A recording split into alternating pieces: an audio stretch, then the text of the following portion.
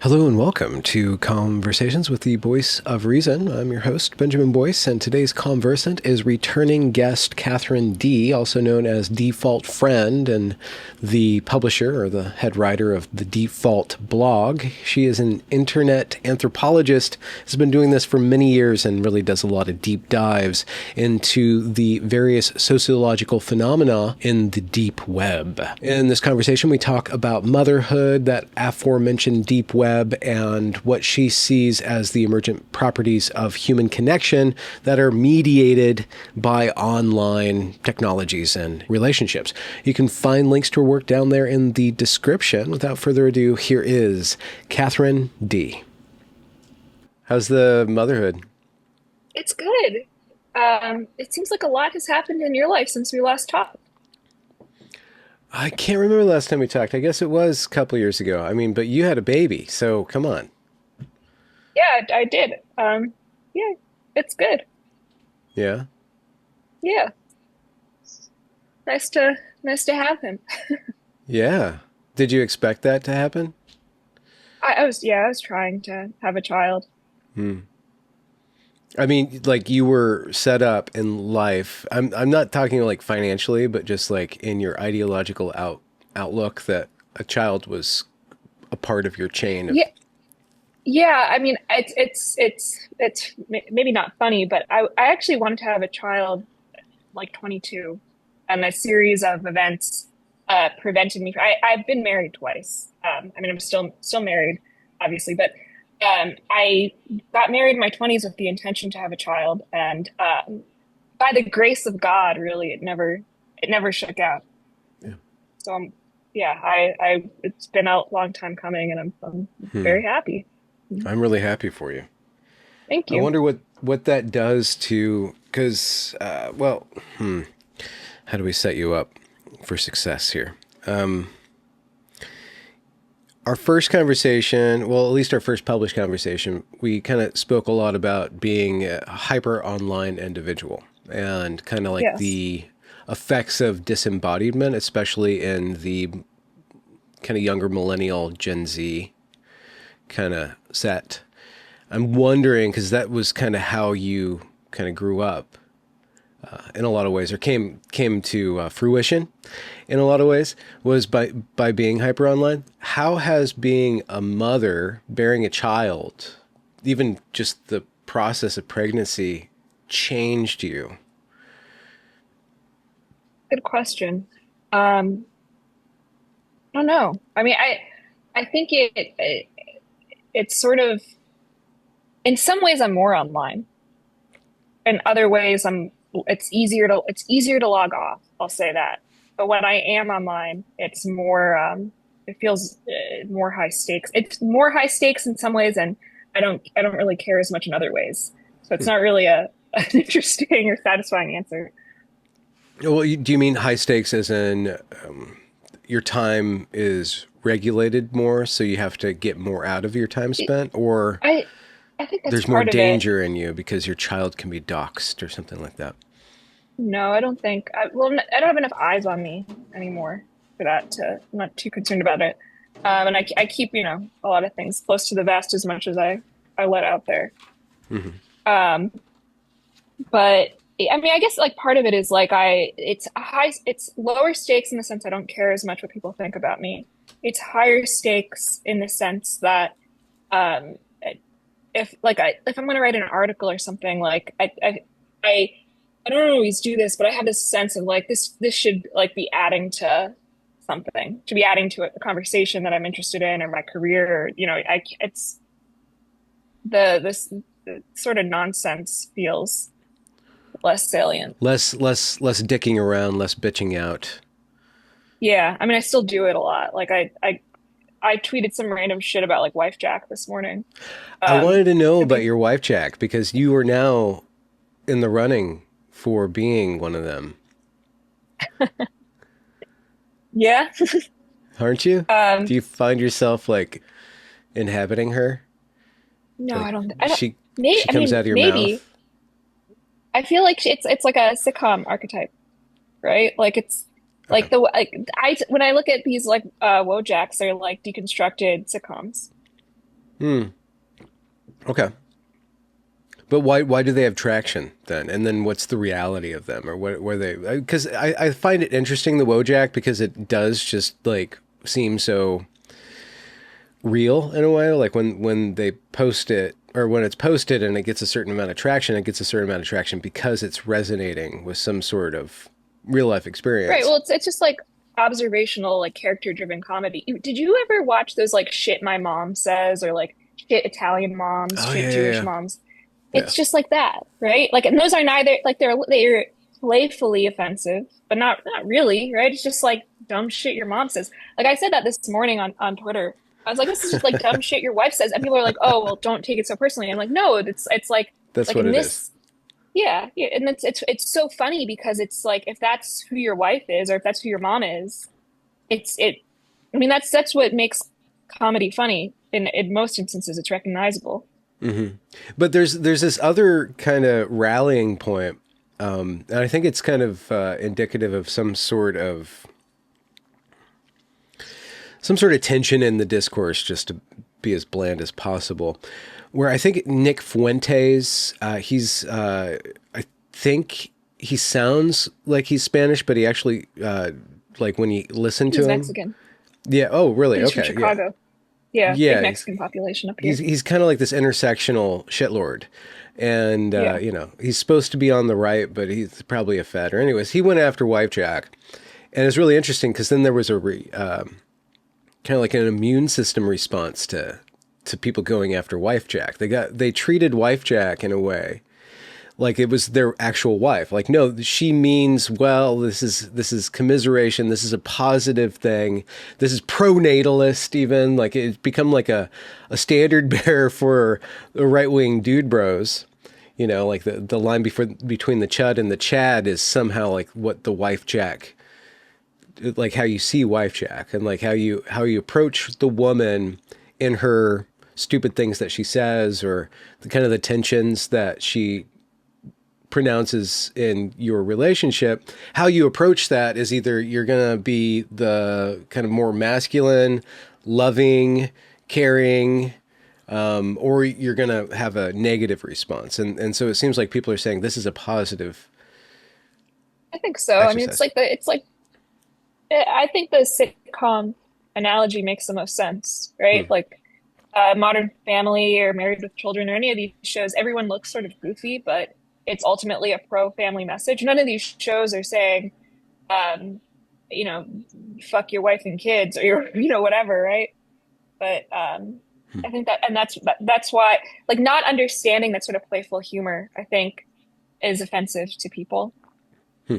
And I think there's maybe even like a, not to overanalyze it or over intellectualize it so That's much, but why there's we're like this here. Come on. almost like, right, like meta um, sadness of like, we actually have come to such a point where people are so disconnected that they can't have that playful humor with their families or with about like a hypothetical family because everything's so tense. And whether or not you can take you know, like when Henny Youngman was saying one-liners about, take my wife, please, right? That's not misogynistic. That's not anti-woman boomer like wife humor. And this is what I was trying to say Hmm. too when I like tweeted this out that like, these one-liners aren't about I hate my wife and kids. It's you love them so much that you can call them, the ball and chain or whatever.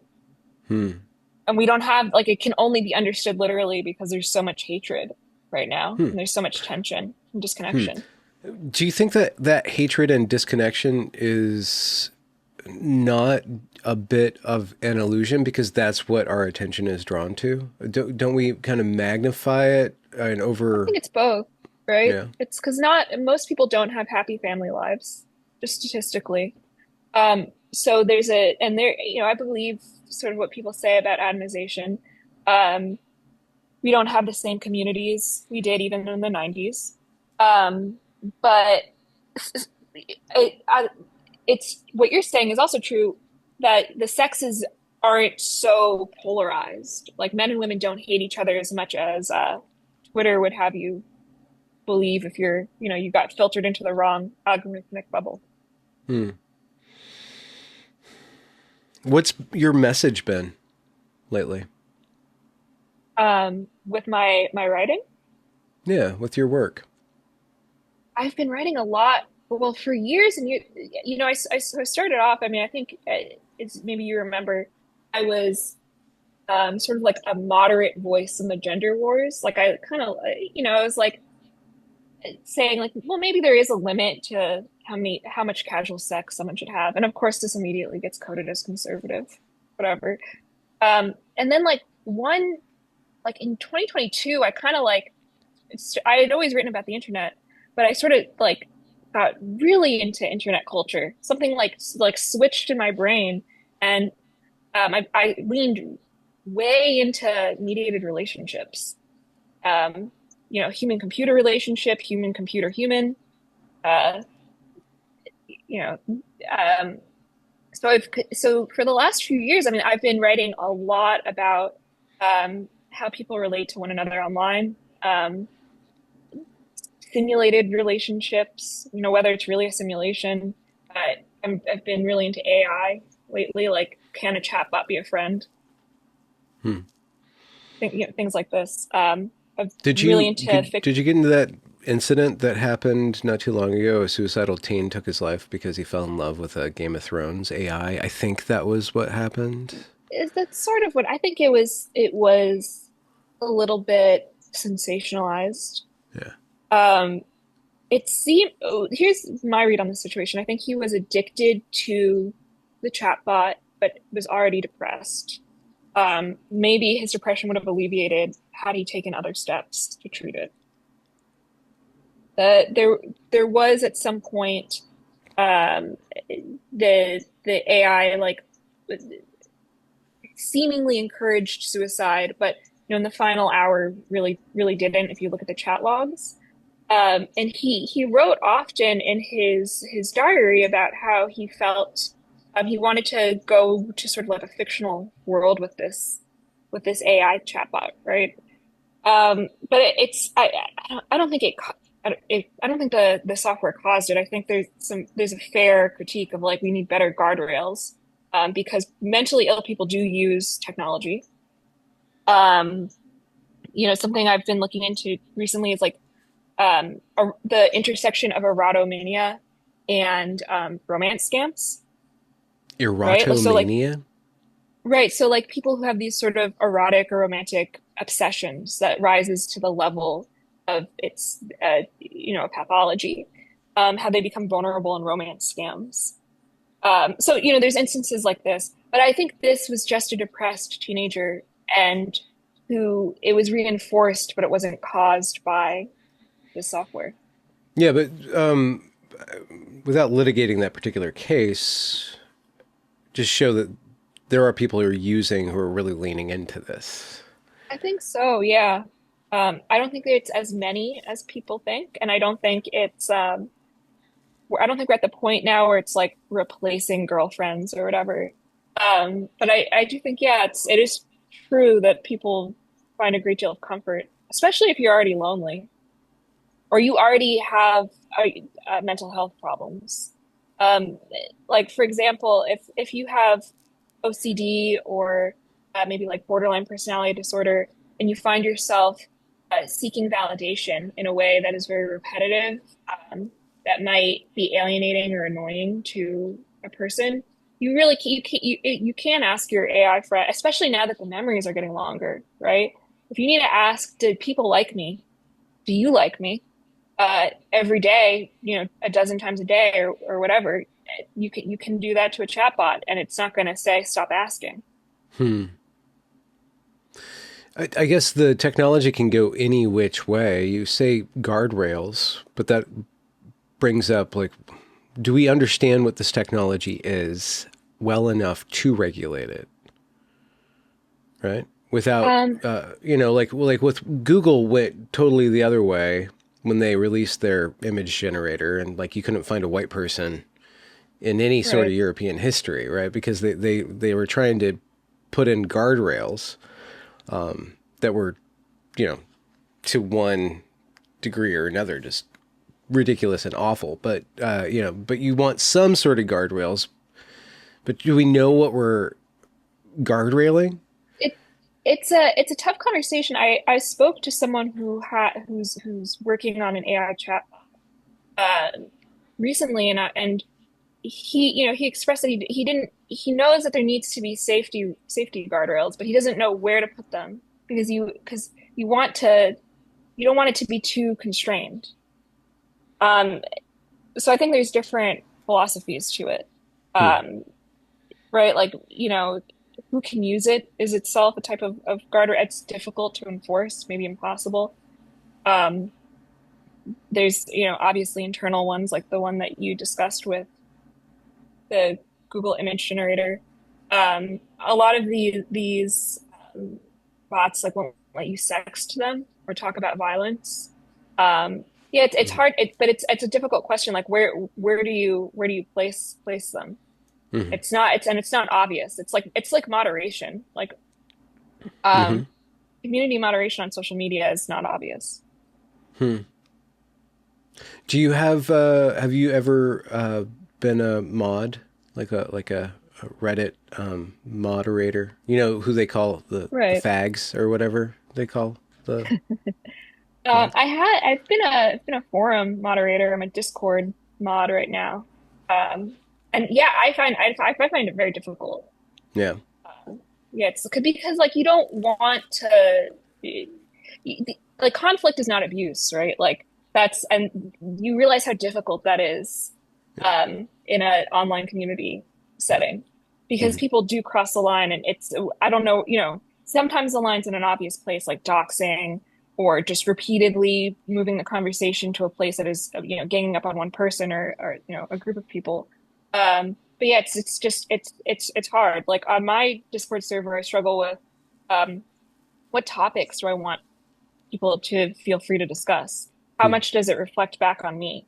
Um, and I draw the line on a case to case basis, but it's not easy because I think some level of conflict and disagreement it keeps a community healthy. Hmm. But what Hmm. type of conflict, what type of disagreement? I don't want people to feel surveilled. I mean, there's so many questions. Yeah, yeah. What what do you use your Discord server for? That's a really interesting thing. You have this kind of like this little swarm of busybody bees chatting in Yeah. kind of your little garden. Yeah, it's just a place to talk about the things I write about. There's like a spin-off Discord server. Some of the people became very close friends. I'm part of the spin-off too, luckily. Hmm. Yeah, it's just at first, I mean, it was just a place for me to like promote my stuff to people who really cared. Hmm. And then it kind of took a life of its own. Yeah, and then it grew, and it's the activity comes in waves. Yeah. Is there a feedback loop back into your work? I And think so. Yeah. what does that look like? Like, what are some of the things that it's helped you to do? So, like, I'll post a case study. I do these like ethnographic interviews about how people use the internet. So I'll post one of those, and maybe like it's a member of the community, so people discuss with the person who was interviewed or something they can relate with, and then the conversation naturally evolves, and they talk about their own thing. Hmm. We opened up about the gender stuff, the gender wars, and how I got my start was talking about like a race riot, more or less, the college that I went to. So I spent a lot of time looking at the racism issue in America and intersectionality and all that woke politics stuff. But eventually I tired of talking about race all the time because it seemed like a zero sum game. And it was set up to be a zero sum game. It was set up to be perpetually enabling people to make tons of money and for the state to use it to encroach more and more on the lives of individuals. It just seemed like a perennial topic that would never there's no reason fighting it because it's not meant to be resolved. And I Right. switched over to gender, and gender is kind of interesting because that's how we all get here. That's how we define ourselves a lot. There's a gender identity. And I don't think people kind of disparage gender identity ideology because it leads to a lot of kids being messed up or focusing or hyper focusing on the wrong things and hyper categorizing life too much. But I don't think we can really escape from gender. I don't think we can really escape from gender, but the difference between gender and race is that gender is essential to being a human being, and it's generative of so much culture. The problem that I see with the gender wars is that so few people are missing the point of gender itself, which is to produce culture rather than to police culture.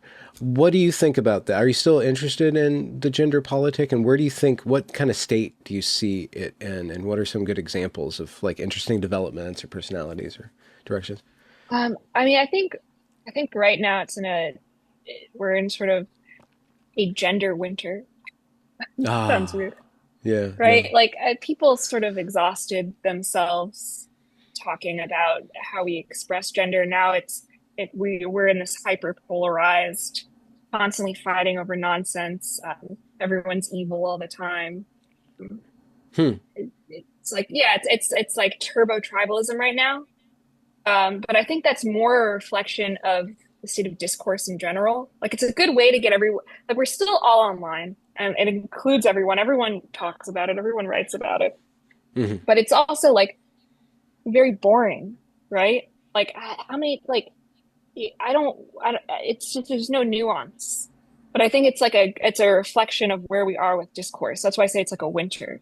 Nothing is coming of this. It's just fighting for I don't even want to say sport because like at least sport there's something to it. We're not going anywhere. It's just a new sort of topic every day, a new complaint.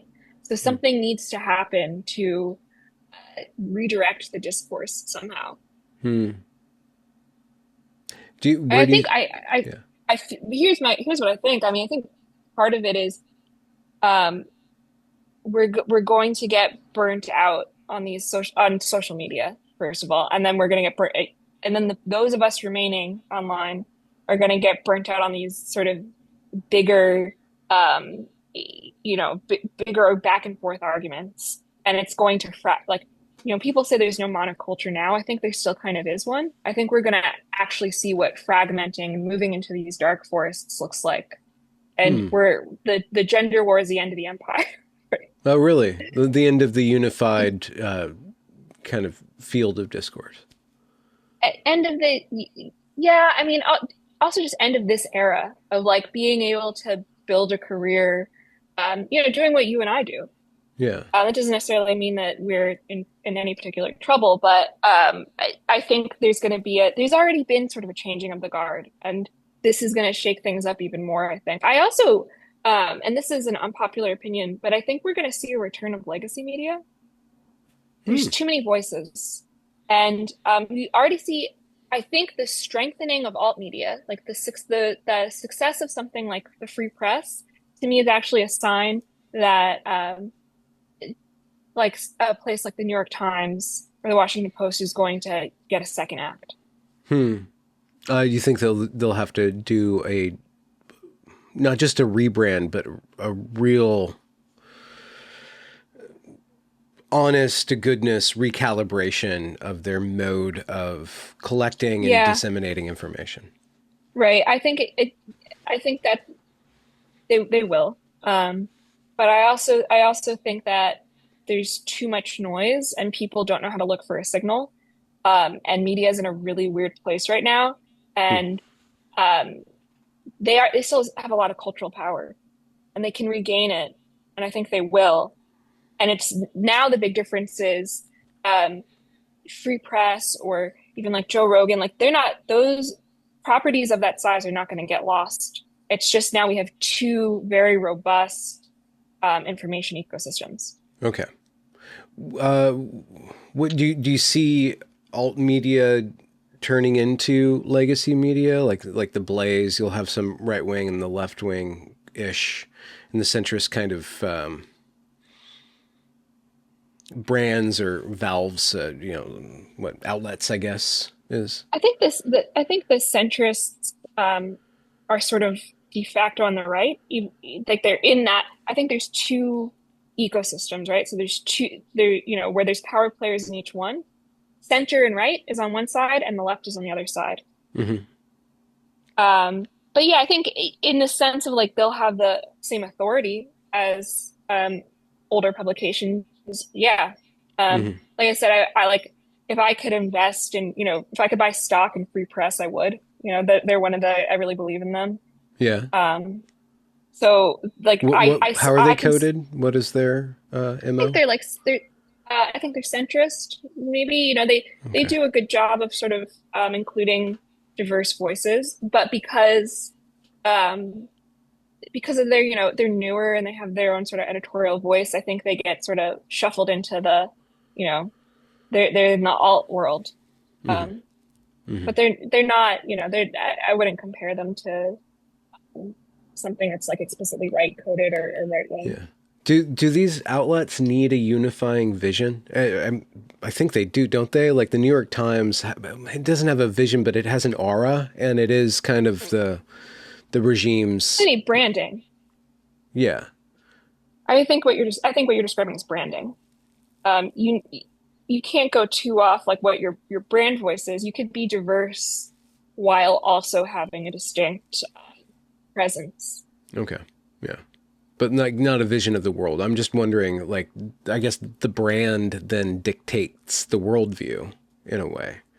Because I think we're you can talking about have media outlets, we're multiple, talking about ideological right? propaganda, and propaganda just is a neutral term. Like you're imprinting truth telling or meaning making within a coherent narrative and Right. perpetuating them. I think yes, but I would give them a little bit more credit and say that maybe there's a dozen viewpoints or worldviews that in some sense work together. Because even the New York Times today, let's say that it's it's had one line. You generally can expect what's going to come out of it. It does contradict itself depending on, in scare quotes, Yeah. contradict based on which writers. So I would say it's I think publications are generally like, we'll do this line, this line, this line, and this line, and that's what diversity looks like. Mm-hmm, mm-hmm. Yeah. So But I don't when think it needs you everyone believes the same thing. Yeah, there's it's really easy to go through, comb through New York Times editorial pages or the guest editorial spots and kind of collect them to code for anti-free speech or anti-constitution, which I saw a tweet about this. Like, there's just all these headlines. It's like we should, free speech is problematic. Maybe the Constitution, maybe democracy's maybe voting isn't the best thing for democracy, stuff like that, And this controversial opinion, who knows who wrote the title, but the New York Times isn't necessarily saying that. They're allowing that conversation to happen. And so people kind of flatten the editorial process of discussion in order to castigate the New York Times as, but, maybe they're a little bit, we should be a little bit queasy with the direction that they've been going. No, I think that's an accurate description of it, right? I mean, that's a choice whether or not you want to use a word that annoys everyone, platform that conversation. Mm. Mm-hmm. Um, they like there are definitely conversations they would never publish or viewpoints they would never publish because it doesn't fit their editorial line. Mm-hmm. Um, but I would just be careful about saying like the newspaper believes they promote this view, and this view, Yeah. Yeah. which I agree with your description generally. So, somebody asked me what the direction of the culture war is going to go in a couple weeks ago. I think just in the wake of Trump's reelection, and I intuitively just said it's going to be the classical liberals versus the rightists, and you kind of affirm that by saying that there's the left and then there's the centrists and the rights, and the righties and the centrists were kind of going against the left because the left had cultural hegemony and they were acting way out of bounds. And since they kind of hobbled themselves, it seems to me that the left has kind of left itself actually in a way. And, in the wake of Trump being reelected, Antifa didn't show up. Their rhetoric, Biden pivoted from calling Trump Hitler to, like, here you go, take the country. I'm so happy. And maybe, I don't know what he was thinking. Maybe the medications were on point for that photo op. But so what I see, and unfortunately part of my job is to find tension and to look at it. All politics is contention, and I have a political podcast, whether I like it or not. I try to be as humanistic as possible, but it's basically it has to be a contentious issue because that's where the attention is. The attention follows the tension. So the tension between the centrists and the rightists is, I think, where the most probably generative place to be is, because I think the right is asking questions and the centrists need to answer these questions. And I see some of my friends on the center kind of taking a tack to try to turn the right into the same enemy as the left by the whole just calling them the woke and just refusing to actually engage with those questions. I think that's a losing strategy. I think that the dialectical resolution between the classical liberal, I don't think they're centrist. I think classical liberal, the greatest trick that classical liberalism ever played was to put itself in the center and say everybody else is the extremist. Right. That's how I'm thinking right now. Are you interested in that? Do you have any insights or about the I think you're right. coalition I mean, between the center and the right? I think you're right because I've been noticing this, and I've been looking at my feet when I put out like a list of just like guesses at the beginning of each year. Hmm. And my guess for 2024 was basically what you're describing, like a post-right, not just classical liberals, really, but people who had been on the right who are moving away from it. And I think some of this is like they have genuine to them concerns, right? Mm-hmm. Um, and I think also some of it is the right is now in power, and so you that's just the way these. If you're looking at it sort of as a market, like you know what I mean. Like some people are going to start defecting for real reasons, but also sort of like market entertainment reasons. Yeah. And I don't want to discredit anyone or say that their whole project is just entertainment or whatever. But I think that there is an element of that there. Um, and yeah, so I've been calling it this is a term I stole from Academic Agent, post-right. But you see there's like these post-right sort of characters emerging. Hmm. And Like who? they Unless you I'd don't say want like to name names, but I think we're being I can anthropological name it. here. I mean, I don't think this is insulting, and I would imagine they describe themselves this way. But like I would say, the star of the show is like Richard Hanania. He's definitely post-right. Hmm. Um, yeah. So, but there's a lot of people who maybe they don't present in the conversation quite the same way he does, but they're bringing up the same concerns. What could you draft those concerns? So generally, it seems like he thinks that the right it thinks too it has too much black and white thinking, that they're throwing like the baby out with the bathwater with, for example, immigration, right? That's something that he gets into it with the right a lot about.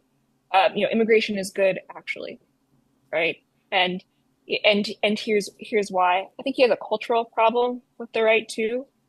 That's more general and sort of paints like a patina over all the other issues he takes with them. Hmm. Another person in this same sort of uh, cultured zone, right? And this is going to be maybe surprising and feel like, oh, she's not really political. Is Radfem Hitler is in a sense like a post-right. She's gender war, but also it's like a lot of her gender war takes are really complaints with the what she feels like is the norm on the right. And not necessarily that she's going to be the star of the conversation as we move into these next 4 years, but it's like this reaction to the right that doesn't really make sense coming from the left. Mm. So what's the direction in which one heads when they are post-right? I mean, I kind of consider myself a post-liberal. I'm a liberal culturally and methodologically, but I'm very interested in counters to liberalism. I'm very interested in the question, did liberalism cause what we're in? And Right. I have no problems with, questioning the Constitution as this sacred document and even questioning whether or not it's actually has any power. Like if the stated constitution of government has anything to do with the government itself. And does that say something about the reality of power? And you know, like all the questions that the right ask and that the left ask, and that could be put into the bucket of power politic and identitarianism. You know, I think there's some crawfish in that bucket. Maybe not babies, but something to munch on. But where does one go when they're? I mean, where do we head? What Where is it? Just infinite discourse, or is there a place we're headed? You know? um I don't know where we're headed. I might be the wrong person to ask, right? I think I tend to think it's infinite discourse, Yeah. right? I think there's also like unspoken things that sort of prop the discourse up that we're increasingly like verbalizing, right? Like Mm, something I've noticed is becoming explicitly discussed now. It's always been sort of discussed, but now more than ever before is what role does technology play in all of this? Like explicitly, what like this is all happening on the internet. Like the internet is now like a it's always been a character, but now it's like a full thing. It's not just the left, right? The government. It's what is what did the internet do to all of us? mhm, I think that's a major fault line. How do you feel about tech, more specifically the internet? mhm. What what's your take on the internet? I I started off as sort of a pessimist.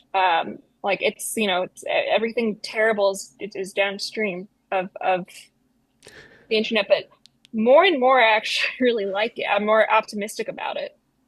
Hmm. Um, yeah, I mean, I think it's not that it's perfect, but I think I mean, it's actually a net positive. I used to think it was a net negative, but I don't agree anymore. I think Hmm. we need to change, like we need to make it a little more difficult to use, and we need to address our usage, but it's ultimately a good thing. What are some of the things that have changed your mind or switched your attitude towards the internet?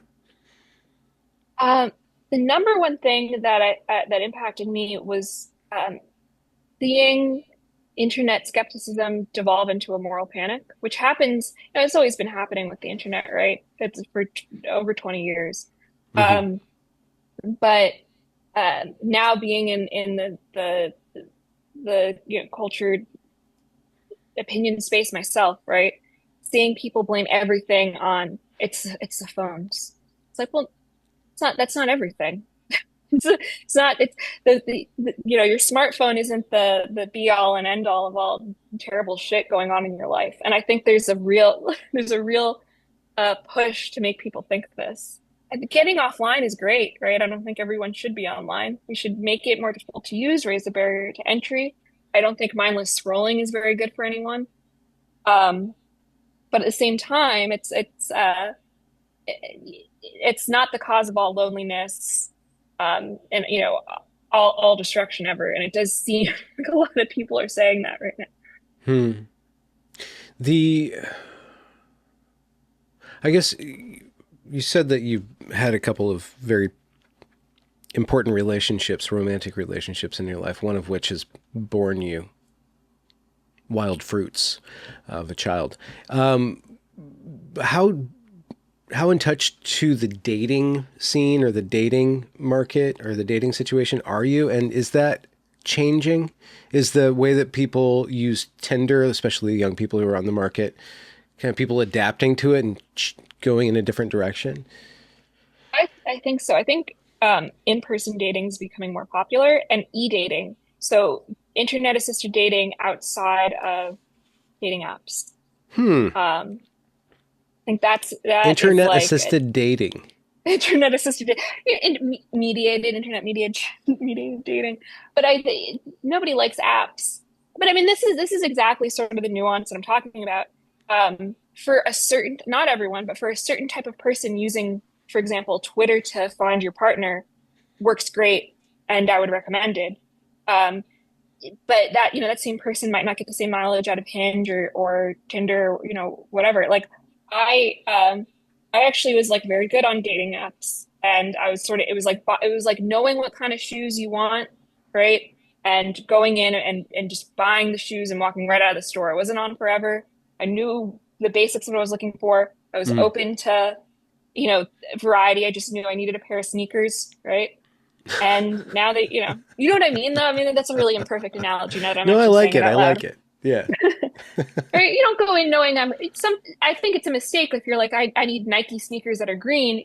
You might not find them. If you just sneakers, then you're Yeah, probably going to yeah. do okay. And there are shoe fetishists, in the stores, for the store, that's great. They have somebody that keeps on coming back and trying all the shoes Sure. on, right? Right. But for most people, it doesn't serve the purpose. That's not the point. Right. Internet assisted dating. Yeah. I mean, I've noticed like personals are coming back. I see them on like blogs a lot, on Instagram. You There's a know what I lot should more. do?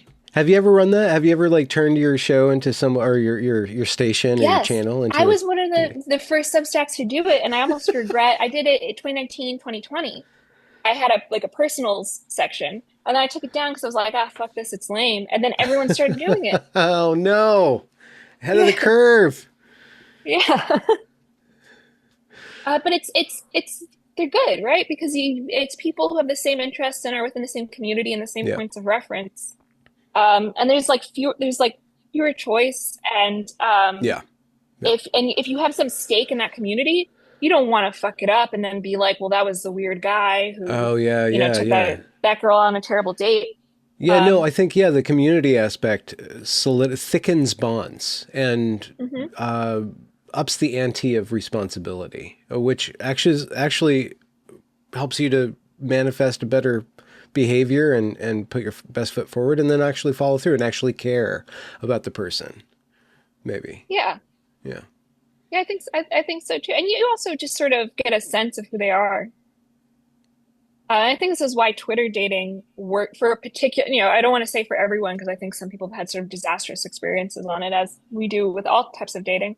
But for a Hmm. certain type of person and a certain type of subculture, actually, it's a really good idea because even if it's just online, so and so says that I went on a date with this girl, this like low BE girl, and it was terrible. And then it's weird for her, right? There's um some Oh, sort of accountability. oh, that's sad. Low tier e girl. Yeah. I Ouch. don't know. That's I worse not than low being tier, called low. mid. Yeah. Well, I'm saying low, like low follower count is what I I mean. know, I know, I know. A lot. Most people are low followers.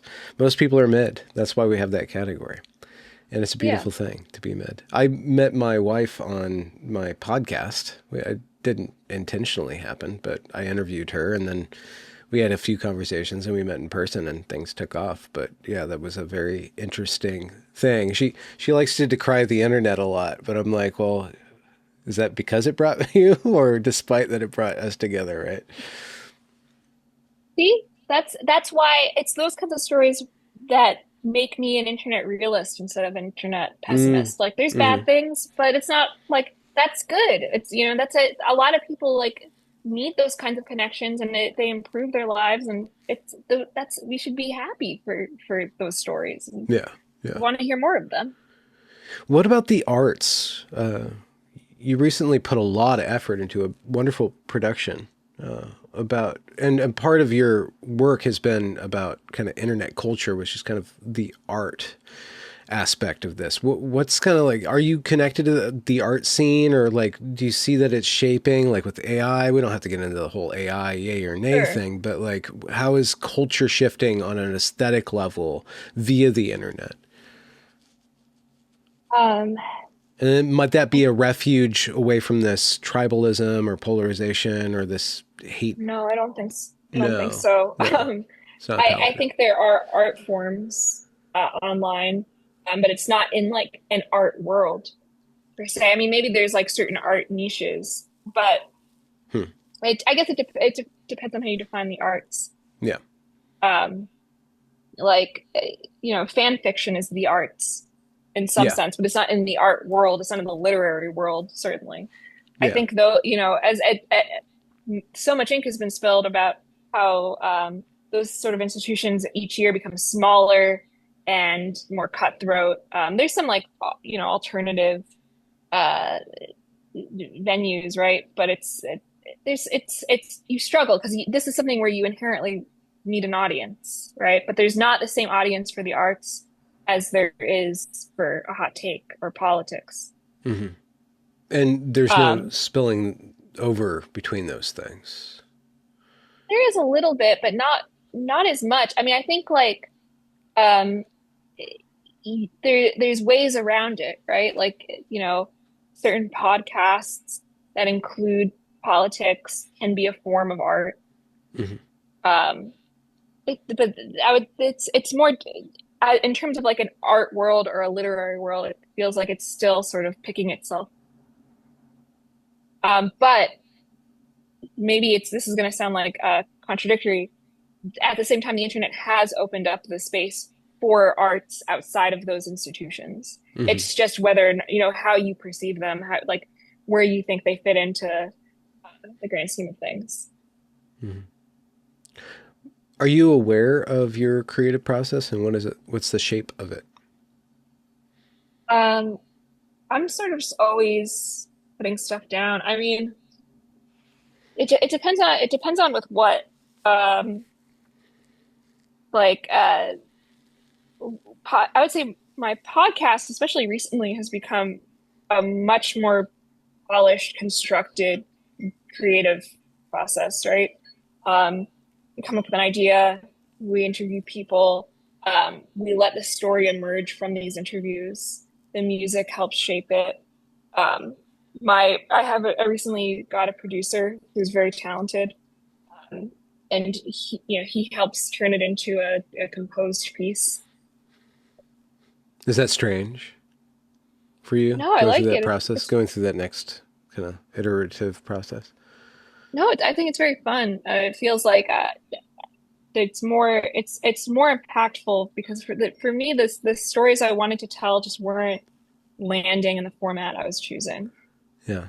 And I've found that I express myself much better in these more choreographed pieces, whether it's writing or um, like I've sort of changed my Substack a little bit, so each individual piece maybe isn't that interesting, but taken together, it's interesting. Hmm. My articles are a lot longer now, and go deeper. Like I wrote a very long piece about the true crime community recently, um, and that is a fandom basically for serial killers and school shooters. And that doesn't lend itself to like a 500 words, 800 words, 1,300 words. I mean that was like a 6,000 word meditation on it. What And did I, you I think find I there prefer that. It was a in it that was a community? lot. It was a lot about the how these violent events are symbolic to teenagers. How like our teen angst, like it something that's so degrading about teen angst is that it feels like it's not really justified. Like everything feels so big, and we're so small. Our worlds are so small. The actual things that are upsetting us are so small, and so an interest in like you see this also in like the melodrama of a program like Euphoria, right? It's almost like giving the gravity that our feeling like we think our feelings deserve, right? It's giving it this vessel. And what's really happened that's sort of like perverted is that I think that there's teenagers and young people who view school shootings or murders in the same way, where it's like, I am so angry at the world right now, and this is a symbolic vessel for my pain. Hmm. And part of that is how these events are expressed in media and how their lives are so mediated. Their lives are just oversaturated with mediation. They can only understand their feelings and they can only understand the world through media. Um, so Hmm. that was it was an interesting piece to write. Yeah. And it was difficult because it's hard to, especially as an adult, to find the compassion for a 15-year-old who is like seemingly being flippant about something so horrifying. Are you too far removed from that flippancy yourself? Do you have to suppress a more conservative mind frame or like a more aged perspective to get into a sympathetic have to say, I don't mindset? know if I have to suppress anything, but like over time, my knee-jerk reaction has been like, sort of like grow up, right? Yeah. But Yeah. the more you sit with it and the more you think about it and the more you have to sort of consciously remember what it felt like to be that age, Yeah. the more you can understand it. Um, Yeah. and I think that's true for a lot of things. And that's been I think this is changing now, but that's been sort of the missing piece when people talk about the extreme politics of young people. They're in a very chaotic information space, and they're filled with a lot of feelings. I mean, that sounds kind of Hmm. maybe dismissive to put like that, but like, of course, like a young person would be drawn to something like communism or Yeah. fascism on the other side of the spectrum. It makes sense if you think they're being assaulted by all this information. There's no stability. And if you ask people who believe these things, they all sort of have the same kind of background, right? It's like the ultimate like order sense making thing, right? Like Um, what? but the but the, I mean, like the more extreme political positions are like one of the ultimate like sense making tools for a young person. It gives you an identity, a community, and it explains the world Yeah. at a moment where your your insides are so chaotic, but the outside world is very chaotic too. Like if you're growing up during COVID, right? And Mm. everyone's saying something different about this disease. The schools are closed. You're in your room alone. Hmm. Um, Bullying has gone way up because everything is online, right? There's it makes sense, right? Like it makes Hmm. sense that you would be drawn to something that gives you a sense of purpose and a sense of Yeah. understanding for the world. But They if need you a, just look at it sort of, oh, sorry, go ahead. no, if you look at it Oh, I as, was going to say, like, if you just look at a just some random like 16-year-old tanky on whatever website, like as a older person, like your knee jerk for me at least is like, you don't know what the fuck you're talking about, shut up. But if you really think about it, yeah. it's a much different situation. Girlfriend is a poster. I know it's serious. I don't know if you know Morrissey at all, or Of the Smiths. course, Yeah. girlfriend in a coma. Yeah. I spoke with Megan Murphy last night. I don't know how these episodes will be published, but it seems like you guys are very two different. You're both. We're all three of us. Like we're all in the same media sphere. We probably have to a certain extent overlapping audience members or whatever. We circulate audience. And we got into kind of like her life and how she like what her values in life are and how she sees a lot of people promoting family and stability and how she's not into that. It confuses her why that's an ideal for so many people. You are, however, married with children and you're becoming more and more, it seems like you're adapting to that. Well, at least your work, and maybe it's just completely coincidental, but you brought in a producer. It seems like you're becoming more not just stable, but more what is that? Established? Like, is that a reflection on your development? Like how I your think world is so. changing? Yeah. Um, I think I started taking myself more seriously. I sort of was all over the place before. Hmm. And part of that is I have less time. I want the lion's share of my time to be with my son. But this is still important to me. Hmm.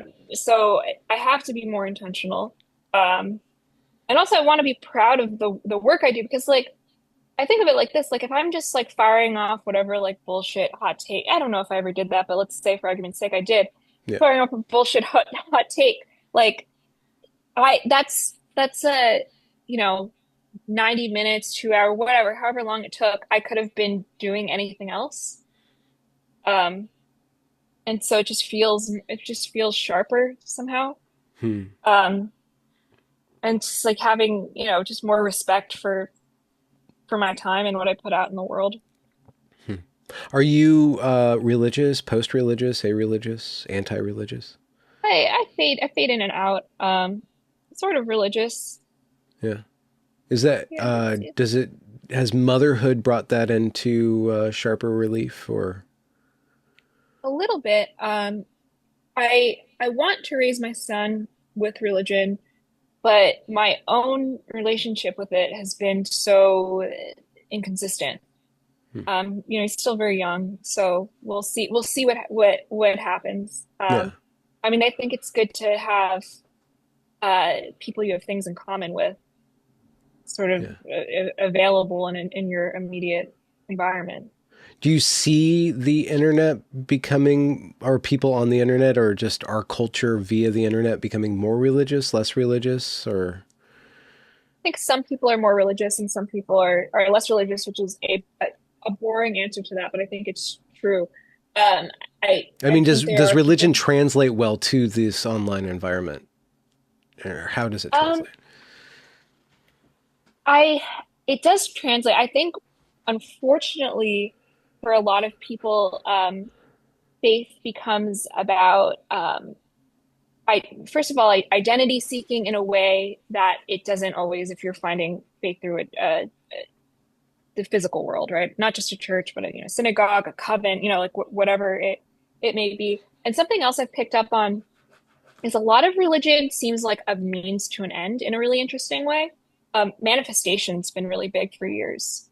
Um, and that's sort of the new age magical way to Yeah. talk about it. But you look at like prosperity gospel, it's also very popular. Uh, you know, Praying your way into who you want to be. It's like everything seems to be boiling down to that. And I don't think that's the point. I was just on another show talking about this a couple of weeks ago. Um, but I think that's the danger of the internet and religion, that it becomes a tool to get stuff, right? As opposed to, I mean, anything else, right? Hmm.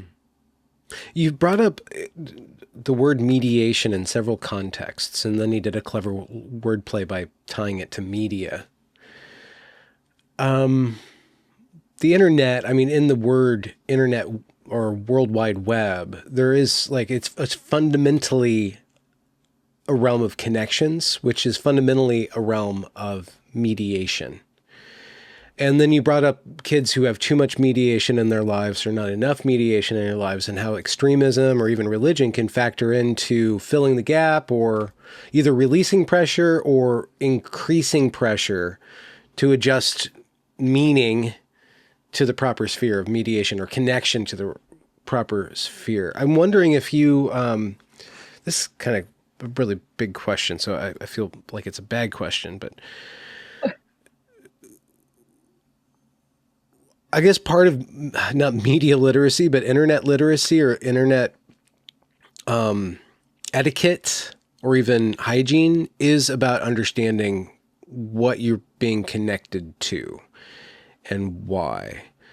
I wonder if you have any thoughts on that. That's the stupidest question I can come up with. I don't think it's stupid. I, I think, yeah, there are better and worse things to be plugged into. Um, One of the ways I create like taxonomies of the internet is I think of there's on the most basic level, there's a normie commercial internet. And that's the internet that is everyone knows about. It's the memes that make it into mainstream media. It's trying to sell you something. It's stories without much nuance. It can be politically inflected one way or the other, right? And then there's a subterranean internet, the internet of communities, of Mm. um, meme making. It's the stuff that rises to the surface every now and then, right? Um, it's there's more anonymity, there's more pseudonymity. It's not as commercialized. It's maybe rarely commercialized. And then in between that, there's like a center, right? There's like ambassadors from the subterranean internet to the Mm. normie internet. Hmm. And I think um, for different people, different ways to connect to each layer can be good and bad, right? So to give concrete examples, because I'm answering this in a very general way, maybe my broad answer isn't a good one. Um, there's a lot of um, criticism about women like scrolling TikTok and just getting jealous, and the filter they're getting like selfie dysmorphia or whatever, right? And that's one very specific expression of like the commercial, like normie internet that I agree is like doesn't really do anyone any good. Mhm. Um, and it is right to tell people to be mindful of that. It is wrong to say that is the full experience of TikTok or Instagram, because also on those platforms, in sort of a more subterranean way, there are, you know, like I used to learn languages through these same platforms, right? And Mhm. it's more community based, it's more niche. You have to go looking for it. It's not easy to find. Mhm. Um, and then to flip it, right? The subterranean internet can get you believing all sorts of weird, out of touch shit. Yeah. Um, like it can radicalize you politically, um, or maybe it can get you really into a certain fetish and it starts negatively impacting your life. And maybe you are better served by just mindlessly scrolling cooking videos instead of being so plugged into some weird sex niche that's making you a freak, Yeah. you know? Yeah. Yeah. Um, so I hope that I think that feels incomplete. Hopefully that answered No, I your think question, at least I partially. think well, as time goes on, we'll have more stories of people's transit through these different domains, and diving into very niche places that are, let's say, dark or perverse in one way or another, or just disconnected from reality, and then like their path back out of that, and like what interrupts those radicalizations or those extreme things, and then how do you walk back, and where Well, do you find I yourself? interview people all the time, Mm. right? I do at least one interview about someone's internet usage a day, and I keep them and I slowly release them as case studies. And people who are down the rabbit hole, and there's all sorts of different rabbit holes to go Yeah. down, right? The thing that interrupts them usually is a physical world commitment, and there's many different kinds. Mm. The common one is a romantic partner or going to college. For a lot of millennials, this is a case. Um, and another one that I think is really interesting, because I actually experienced this myself for a short time, is moving to a city that demands a lot of your senses. And it exhausts people in such a way where they can't be so plugged in. And I think that's Mm. really interesting. Hmm. Like, so you moved to a It's war zone for a period of time? Is that what you're saying? I moved to New York in the early 2010s, and I had lived in the suburbs. You see where I live, and there was too much. Like I couldn't be mindlessly online because there's too much. I walk to the grocery store. I Hmm. walk back with all my grocery bags. I walk up a flight of stairs. Like all of these, using my body so much. By the time I get home, I don't want to be the, living in this other world. And I definitely don't want to be ambiently online all the time when I'm trying to focus on getting my shit done. Ambiently online. Oh, did you break up? I'm still here. I Oh, yeah, can't see there. you, but I can hear you. That's fine. Ambiently online. What do you mean by that? That's a beautiful phrase. So just sort of always being online throughout the day, like you're Okay. grazing the internet. Yeah. Yeah. Yeah. I wonder if her. Oh, there you are. There you are. There you are. Yeah, we're back. So I guess you you just said you interview somebody at least once a day about their internet usage. And at some point, I love saying this because I'm getting to be an old man, so I repeat things. But at some point, anecdote becomes data. Right. What is the general landscape? And I guess you've already said that the internet it's not a bad thing. It's kind of like I kind of have an ambivalent relationship ideologically to it. I'm like, well, yeah, it can do a lot of bad things, but like it's brought me a lot of good. So you just have to know how to use it. Do you, how is it shaping people? How's it? And I guess we can. You can break that down however you Um, want. How's it shaping young women? How's it shaping young men? Or how's it shaping us?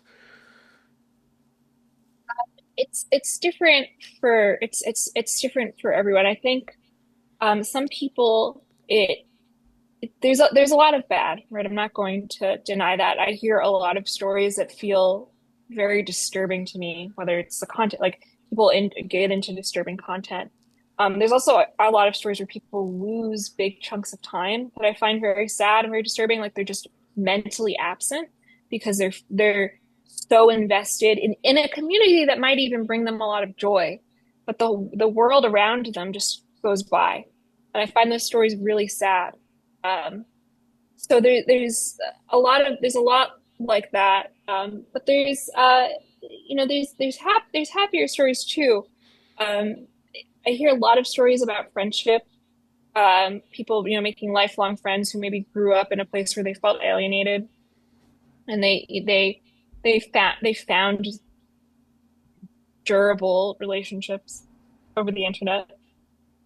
Um, I think that I mean it's definitely anything you could have said about television or printed media. I would agree. There's for some people it turbocharges that, like with in terms of body image, Mm. right? And not always for the obvious, like we're comparing ourselves to influencers, but because there's more, depending on what subcultures you're in, like more and more granular ideas of what beauty is can emerge, and we can become attached to that. Um, yeah, I mean, it's shaping people in all sorts of ways. I think it definitely, for better and for worse, is very good at giving people like meaning making tools to navigate as particularly people who don't have those tools growing up.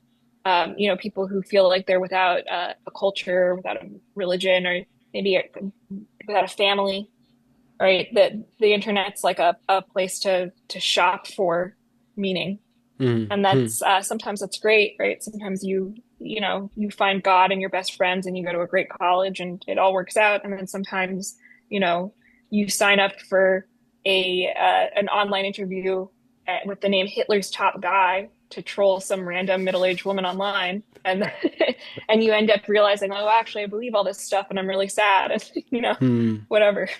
Mm. Did you ever have an aspiration to be an academic? Yes and no. I don't think I have the personality for it. Mm.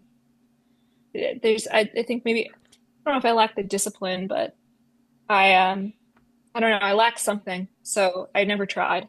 Yeah. But Well, I mean, but there's parts of it that appeal to me, you're obviously. you're kind of the Jane Goodall of neckbeards in a way, just to coin a term. You're whether academic or not, institutionalized or not, what you're participating in is a form of internet anthropology, and you're creating documents, durable documents that record that. I'm just wondering if you are yet aware of a systematic, if of some sort of methodology or systemization of your discipline as a discipline, or of your work as a discipline. Yeah. I mean, yeah, there digital anthropology, internet studies. These are all like real fields, and they've been Yeah, but around are since they the joke internet's been around. fields? I mean, are they joke No, fields? No. no, I don't Okay, think they're so. not. Yeah. I think they're real.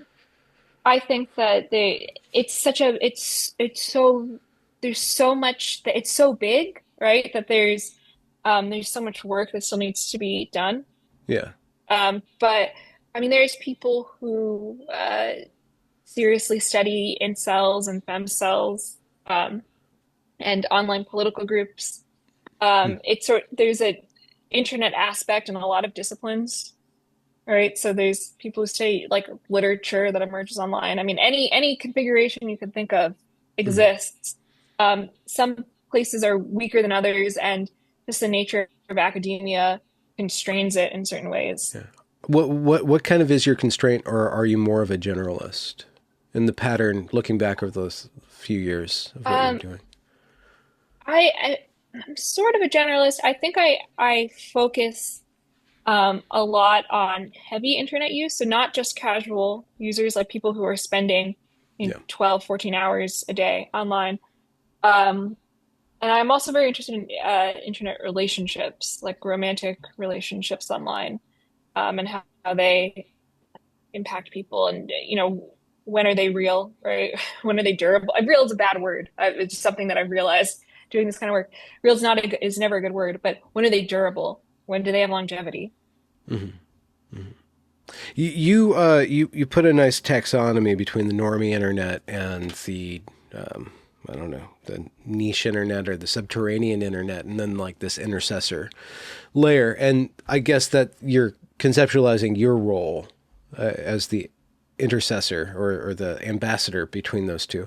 What where would you recommend people go if they want to go deeper? If like a normie stumbles upon this and they're like, oh, I want a rabbit hole. Like, what have been some high rabbit holes that come highly recommended? Like, you don't have to. We don't have to say. Well, if you want to do a trigger warning, like, okay, if you really want to mess up your mind, then go in this direction. But if you really want something that's totally off the wall bonkers, here's another direction. No, I don't want to have because I don't know what's going to upset people. I don't know it's going to be. I don't know it's going to be too much for them, and like I'm so desensitized at this Okay, point. well, what's been really super But fun or surreal, or one that like almost caught you? so something that I really enjoy is looking at people who are super into dolls. That's an interesting rabbit hole to go down because they get so personalized and it's such artistry. Huh? And there's also weird aspects of it too, because at first you're just seeing the OOAK, so one of a kind dolls, and it's like this beautiful art. But then like the deeper you go, the more likely you are to stumble across people where like these dolls are their children, and not like the reborn dolls, but that's certainly one way you could take it. Reborn dolls are dolls that intentionally look like human children and Yeah. are treated like human children. Um, but there's just people who have like just really intense, intimate relationships with their dolls. Yeah. And so you quickly, if if you quickly go from like just really impressive artistry to intense, uh, just weird psychological stuff, and different ways of recording it. And so in its own way, it's kind of like an interesting fiction. Yeah, so that's one where it's like not really disturbing, but it is really weird. And there's so many ways there's so many ways you could slice it. I will say if you end up going down the reborn doll route, which is I think a little something that people maybe are more familiar with, it's a more common aspect of it.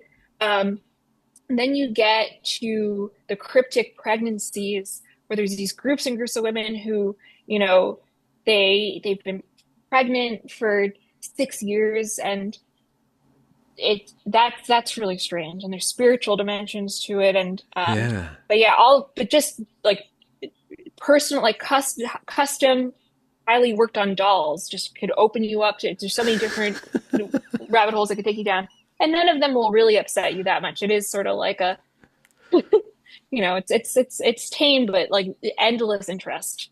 Hmm. Is that something that almost caught you in its clutches?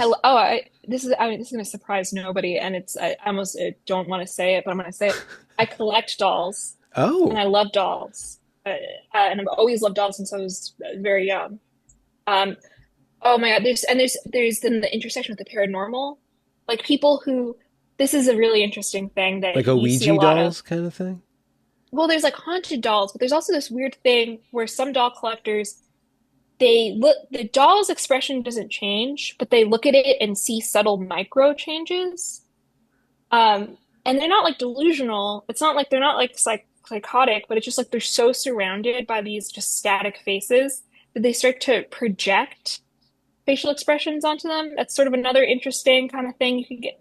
There's so much there that haunted if you like. There's plenty of TikToks of dolls that are allegedly possessed by whatever dead prophetess or whatever.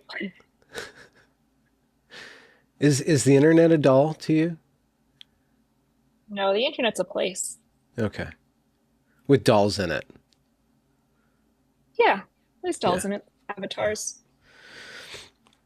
Catherine, where can people find you and what are they going to find when they get there? You can find me at default.blog, and that's my blog, and it has a podcast, which is like audio documentaries about different stuff, usually communication technology, everything from radio to MMORPGs, case Hmm. studies, which I talked about here, and then the occasional essay synthesizing it all. Yeah. Yeah. What's coming up for you?